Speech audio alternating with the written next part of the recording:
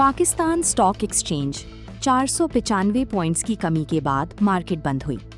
तफसीलात के मुताबिक पाकिस्तान स्टॉक एक्सचेंज में कारोबारी हफ्ते के चौथे रोज जुमरात को कारोबार का आगाज मनफी जोन में हुआ। दिन भर उतार चढ़ाव के बाद मार्केट में मंदी के बादल छाए रहे। स्टॉक मार्केट में मंदी के हवाले से माहिर इक्तिसादियात जिब्रान नासिर का कहना था कि आज पाकिस्तान स्टॉक एक्सचेंज में कारोबारी हफ्ते का चौथा रोज है।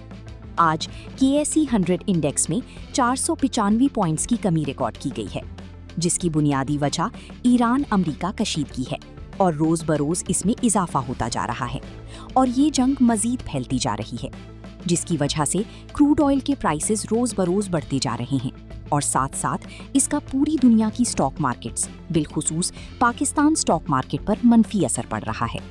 आज पाकिस्तान स्टॉक एक्सचेंज में कारोबारी हफ्ते का चौथा रोज है और बाजार आज भी तकरीबन 495 पॉइंट की आज मंदी देखी गई। इसकी बुनियादी वजह ईरान और अमेरिका की कशीदगी है।